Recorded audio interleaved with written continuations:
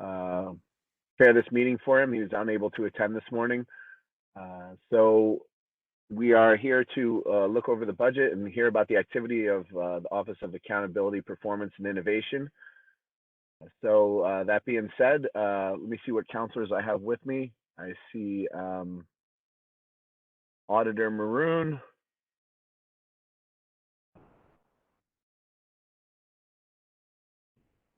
I see any other counselors, but anyway, Nico, if you want to take it from here and give us some, I don't know if who from your team wants to run through the budget lines and give us some updates on what you guys have been up to. Absolutely, Councilor Driscoll. Really appreciate the opportunity to be here this morning. Since we have an hour, I actually have a presentation that I wanted to go through just to organize all the things that I wanted to present, if that's all right with you, Councilor Driscoll. Sounds great. Yeah, go ahead.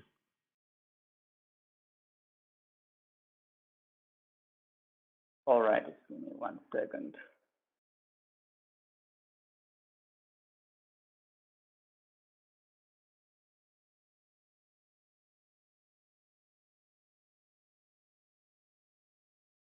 Can I get some thumbs up if anyone can see my screen?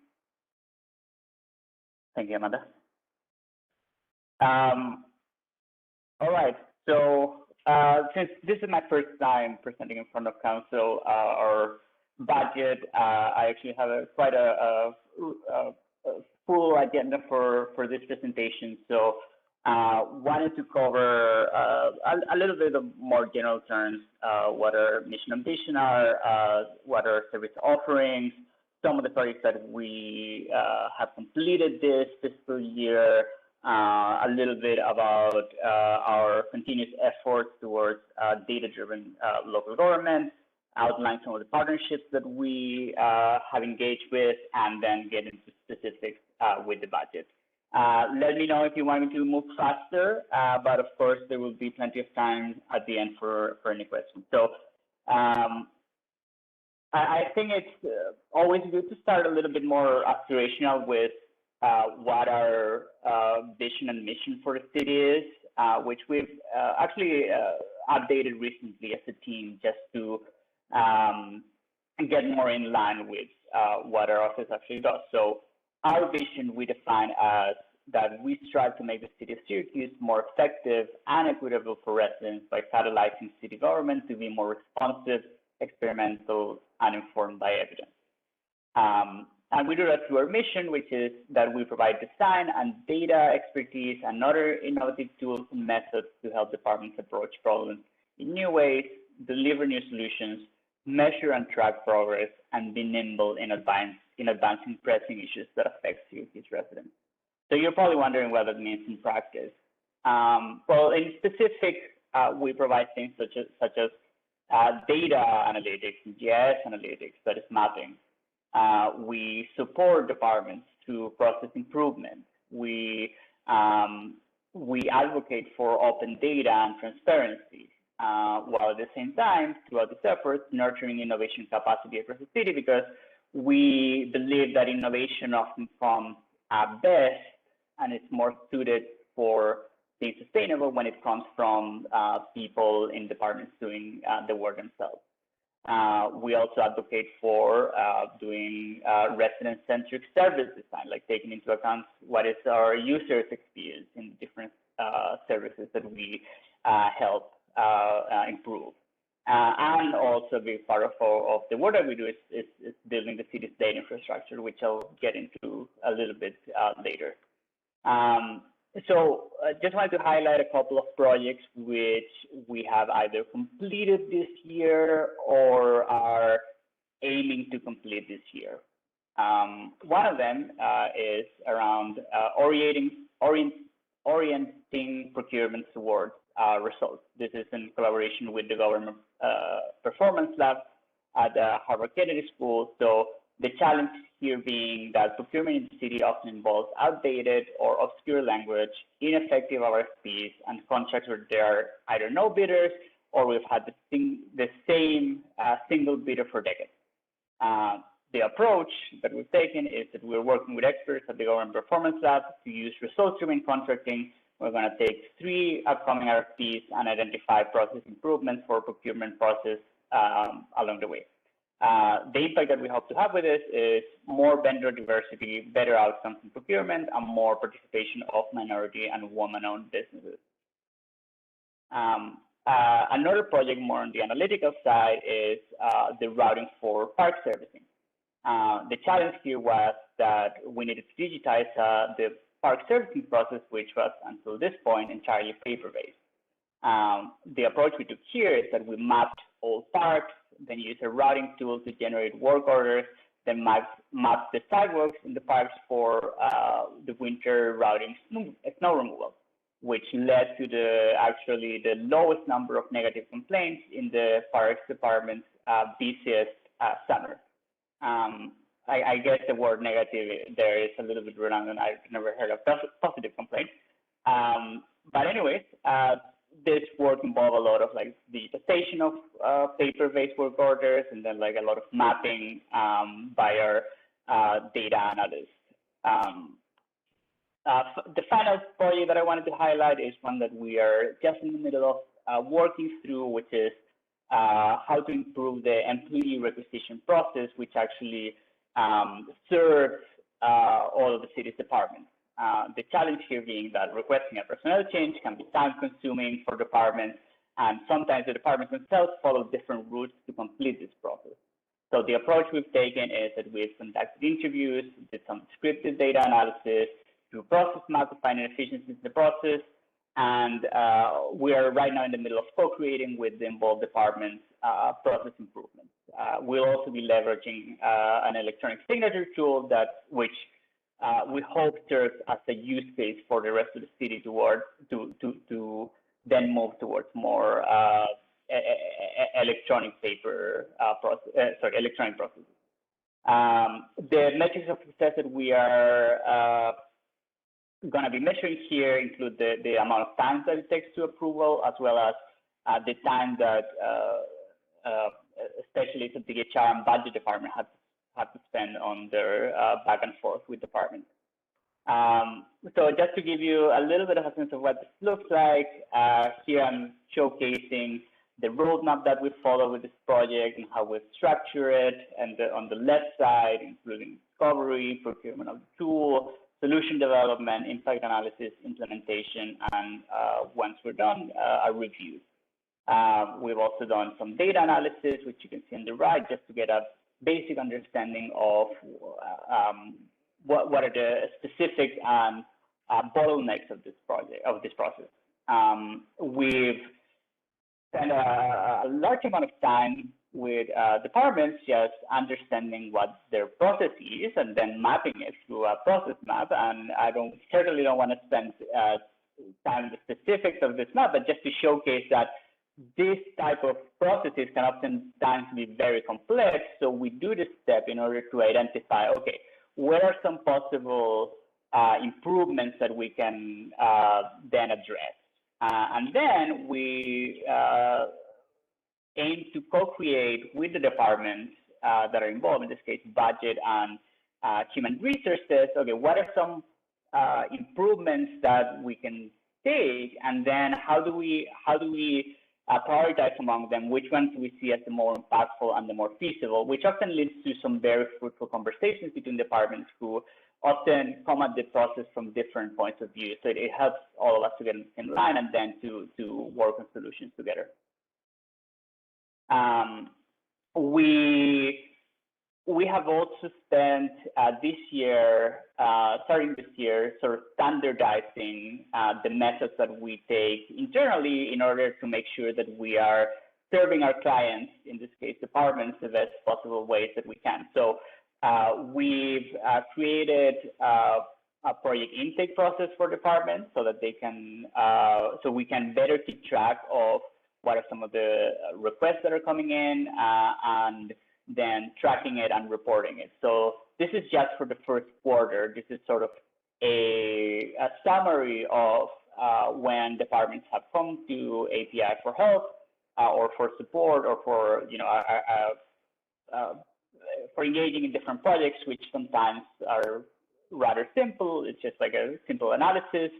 to a multi-month project, which are more complex. So as you can see, we've received 12 project requests in the first quarter, of which we have accepted 10 based on our capacity, and one is under review and the other has been redirected. And on the right side, you can see a summary of the departments that submitted the request. Another thing that we've done as a part of all this is also try to be more intentional with our communications to departments. So we've started an internal newsletter, which I believe the council also receives, to showcase what our different work streams consist of, as well as highlight how departments can request our help.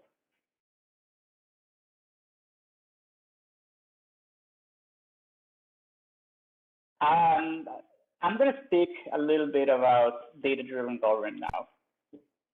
So in 2017, The Economist famously declared that the world's most valuable resource is data.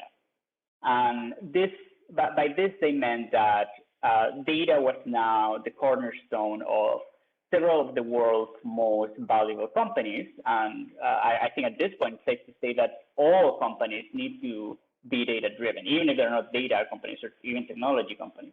I think the same holds true for local government, or for any type of government for that matter. I think there's tremendous value in taking data and making sure that it permeates our operations and our business challenges. The way that we approach this in API is through looking at it from three different perspectives. One is data infrastructure, which means this is about setting the fundamentals for a data-driven city by enabling integrated, easy-to-access data. Also, through analytical use cases, finding and developing projects that have high business value for city operations.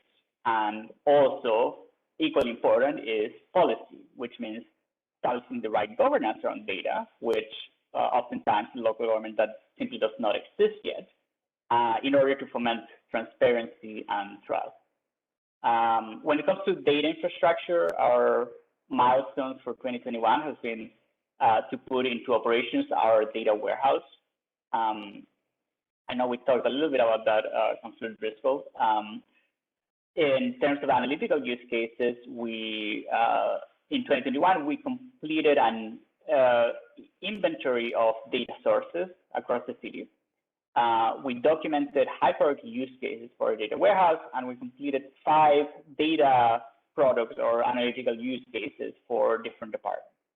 And when it comes to policy, we helped draft and are now implementing the Executive Order number 2 on the use of surveillance technology.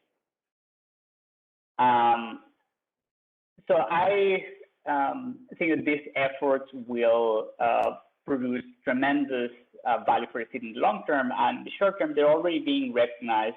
What were cities in the past year recognized Syracuse for their data-driven governance efforts by putting us in the honor roll, which is one of the categories for the Whitewater City certification, which we are applying once again this year, and which we believe we will achieve even a number greater of criteria.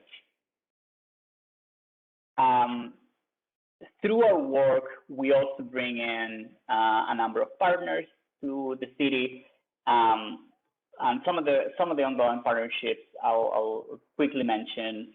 The Government Performance Lab, which I've already highlighted the work that we're doing with them. They are offering pro bono support for using results-driven contracting practices and improving equity in our city contracts. The Behavioral Insights team is helping us conduct evaluations of messaging changes or trash collection to test decreases in legal setups. The X Lab at Syracuse University is providing methodological support for policy evaluations and the use of qualitative methods in local government.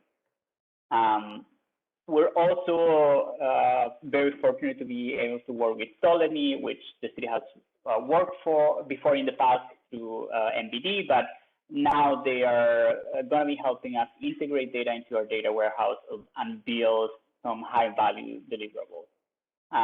We have also received the support of the Global Research Group at Columbia University for conducting some best practice research for innovations around snow plowing and illegal trash setouts, which are priorities for the administration.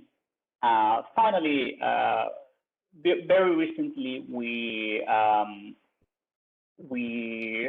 engaged the data analytics programs at Binghamton University, who will be piloting an artificial intelligence model to help us identify parcels that should be in the rental registry, which are not there at the moment. This is, of course, in partnership with the neighborhood and business development team.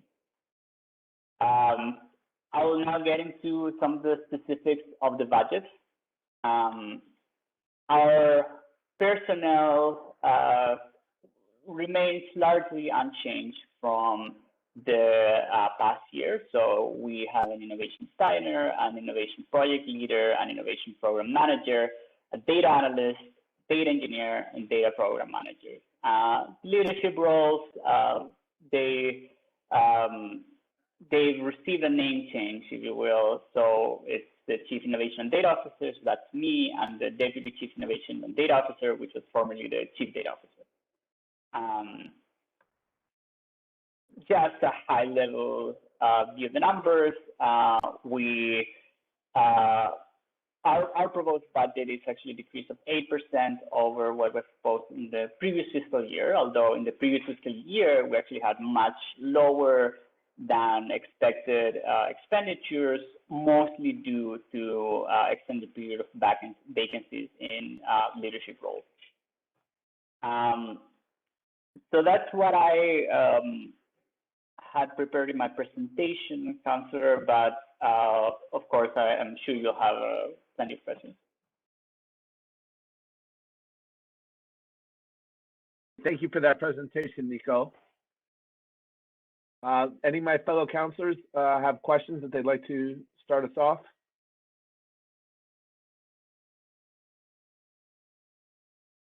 Councillors, anyone? I can ask a question, Councillor Driscoll. Is that okay? Of course, Councillor Hogan. I noticed in your little graph that you didn't have any requests from the Common Council. Will you entertain any from the Common Council, Nicole? Yeah, I mean, please feel free. We don't have to. We don't have to go through any other department. We can just call you up and you'll take care of it for us. I'll check with Mr. Frank Calera, but we're always happy to help in any way we can. Okay, because I love what you do, and I think the Common Council members of the Common Council are so concerned with the neighborhoods would benefit from your data-driven expertise, I guess. Because often I find, like I ran into, we got some issues with some projects in my council district, pretty lacking of data in the decision making of some of the things. So if I gave you a census tract or a certain neighborhood, would you be able to produce something that would be worthwhile in a meeting as far as a development project, as far as demographics go? Would that be under your privy? We'd have to understand better what the challenge that we're looking to analyze is. I'm speaking very generally. Sometimes right. That's what us politicians do sometimes. Right. The demographics, usually when we work with demographics, our base layer is the census tract. It's really hard sometimes to get a little bit more granular than that. But again, depending on the challenge, we can look into other things. Well, I mean that's exactly it. I mean, I obviously I'd give you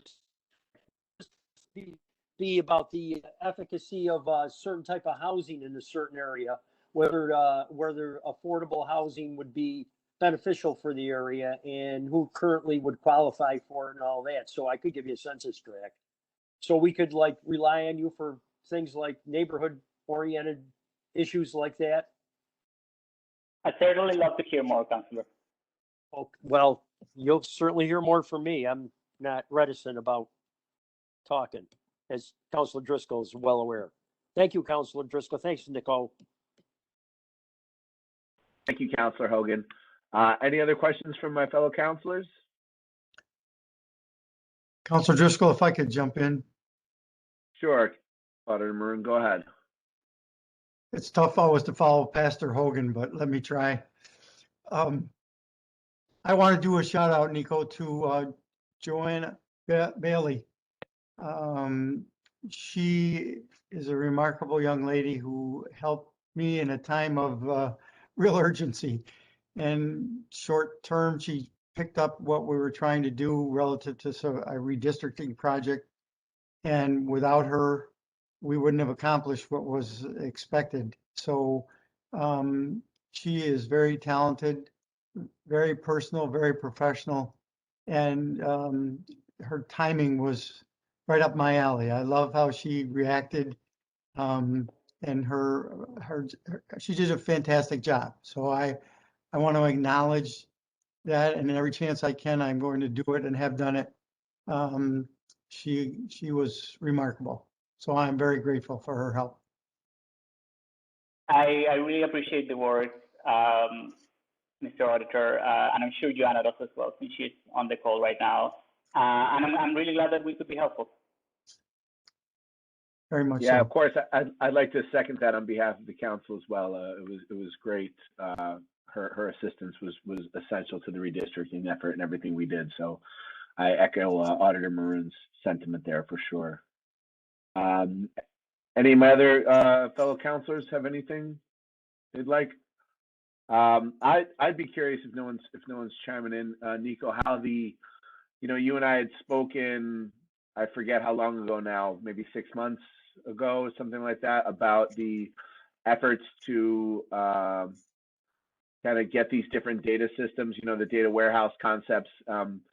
How exactly is it going? Where are you guys at with that, and how's the operation going to get all these different sets of data interacting with each other and kind of more coordinated in interacting with each other? Thank you for the question, Councilor Driscoll. And just to sort of contextualize for the rest of the council, one of the highest potential for using data is actually integrating data from different sources. So let's say that the assessment department has some information about properties, but then the water department has other information about properties. If we could combine those, we probably unlock a lot of value for different city operations. So to answer your question, Councilor Driscoll, how is that going? Well, we actually had a couple of delays for putting our data warehouse operational, which we hope to have actually a couple of months ago, to be honest, but we're back on track now, and we should be able to be putting our data warehouse in use over the coming months. After that is operational, we'll start loading different data sets, starting with our assessment data. One of the partnerships that we have highlighted is the partnership with the University of Binghamton, where actually part of that project will be precisely on combining different data systems, so water data, for example, and assessment data. So this will be a lot of work, but this will continue to be one of our main priorities. One term that we often use is the concept of geocoding, especially for geographic data, which we will tie as part of our data warehouse use cases in order to take the different parcel-based data in the city and sort of be able to much more easily connect to specific data sets. Awesome. Good stuff. Councilor Any other Driscoll. councilors? Yes, Yep, I go do. ahead, President Hudson. Yep. So when you're talking about the data, are you going to be, because we're putting so much money into the PeopleSoft system, so are you going to integrate into PeopleSoft along with the rest of the city?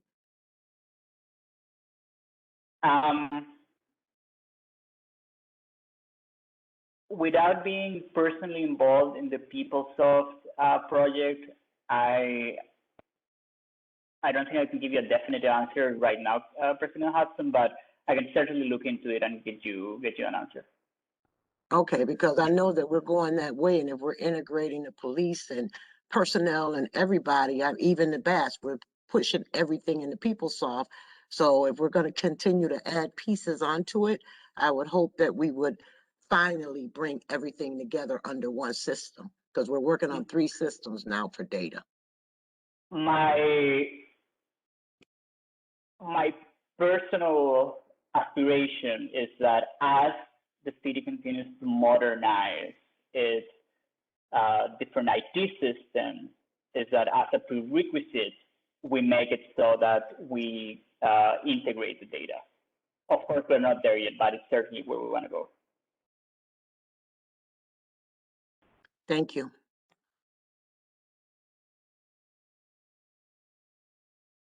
Any other questions, my fellow councilors? Councilor Driscoll, can I ask again? For sure. Go ahead, Auditor Maroon. So as I said, I wanted to give Joanna that shout out, but I also have a question on behalf of the taxpayer. As a city auditor, one of the things that I try to look at,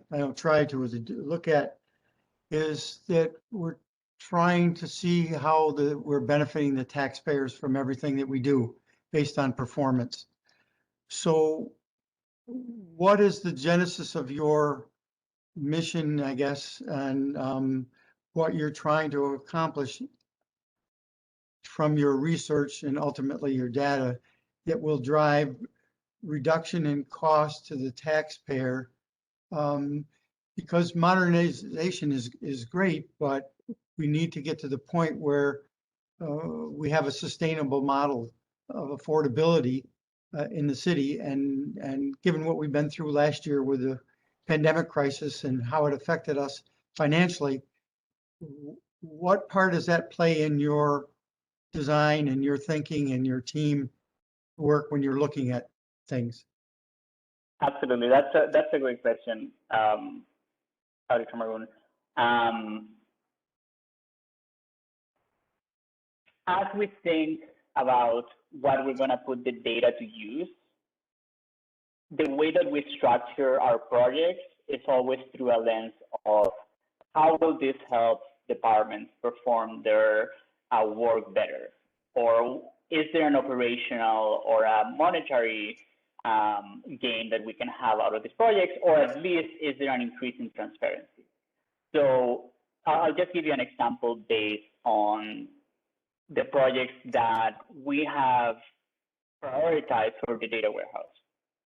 One is a mayoral dashboard where we are going to be connecting the city operations to a dashboard where everybody can see, so that the citizens can see how we're performing, and that will increase transparency. Another project that we're going to be doing as a deliverable there as part of our data warehouse is a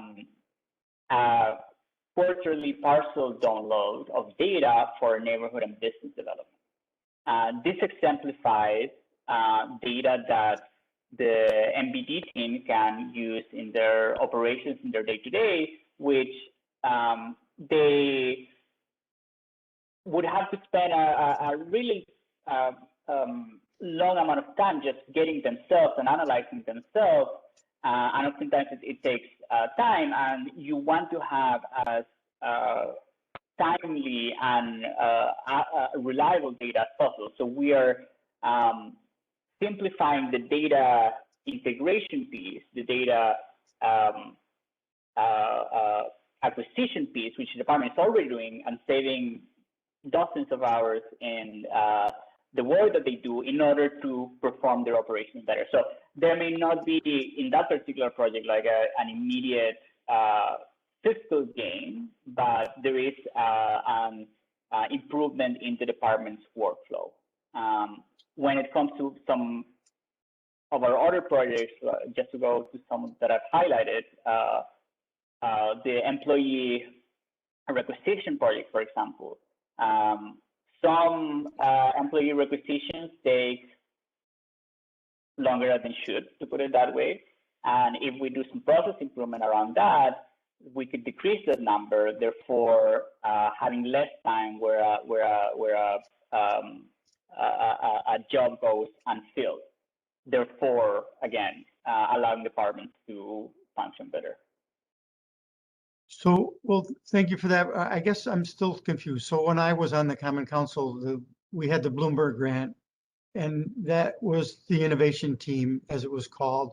And now we've transitioned from basically, I think at the time there was about a $30,000 expense to the city, maybe $30,000 to $50,000, to now we have a budget that the city taxpayer is paying nearly $750,000. And so I understand that there's been that shift, but I guess what's the return on the investment? You, in part of your slide presentation, you indicated some of the partnerships and what those were valued at. But I guess I'm also trying to understand, how do we get actual numbers of the return on the investment for what it is that you're making? I mean, the dashboard that was up previously, in some instances was not very informative and was not really revealing what, I guess, what we really wanted to have accomplished. So where's the return on the investment if this project, this enterprise continues long term? What's the benefit directly to the taxpayer?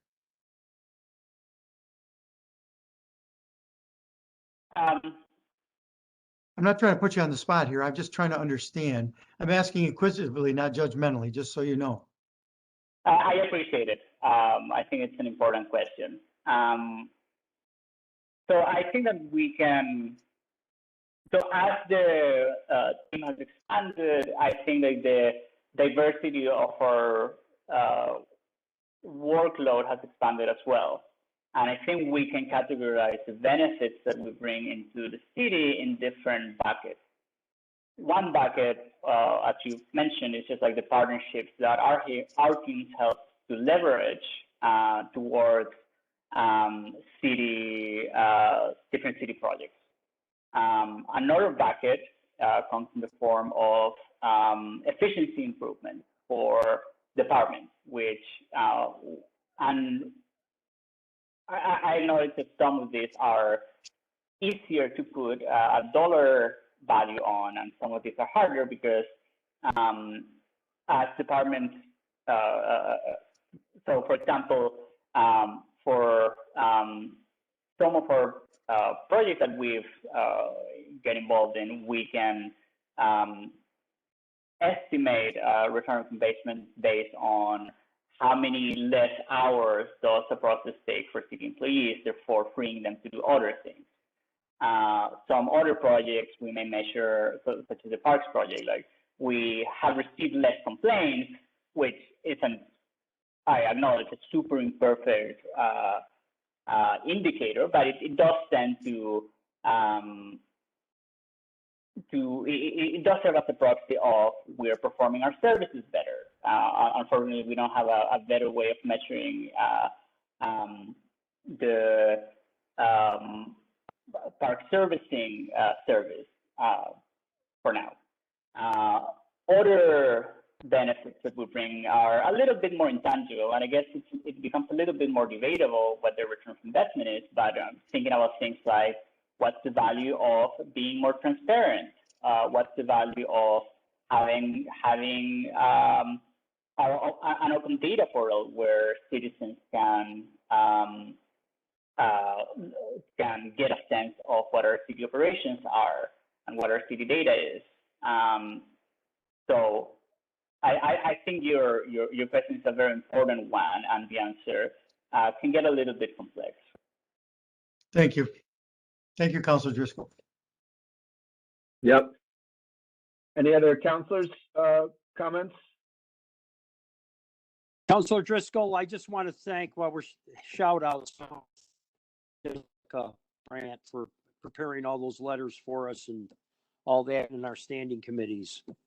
It's difficult during these times, obviously, to sometimes get information via the pandemic and the COVID issues that we got, but we appreciate it. It's a bit of a sore subject, Councilor Hogan. I know Councilor Allen is still upset that we lost Jessica to API, so I don't know if we want to bring that back up. I'm still a little sore about it as well, but I guess we'll give Jessica a shout out. No, I'm just kidding. She does great work, and we appreciate her. I'm still upset about that. I miss my friend. Right, I got you, Councilor Allen. I'm on. You know, she worked with us. I'm on that team. I'm curious, speaking about staffing though, the other question I had for you guys was, you've obviously had a lot of turnover in the last year. How have you found its continuity with operations that were in progress beforehand, and how has that transition been with so much turnover that you guys have had in the last year or so? You know what I mean? Has there been continuity between projects before, or did most of the projects end and you're starting new ones, or how did that work as you went with so many new members of the team? The turnover was of the leadership roles at API, while most of the rest of the staff remained over the pandemic year. I hope my team agrees when I say that we've managed to keep a continuity in our team's workload and work scope throughout my coming into the team. Obviously, some projects, not only because of the leadership change, but also because of the pandemic, we had some were more difficult to continue, or that we had to pause for a while. But I would say that overall, the team, even though they had to go through a leadership transition, they did a terrific job at just like continuing to serve departments and to continue to work to make the city more efficient, effective, and equitable. Good stuff. Any other counselors? Any questions before we wrap?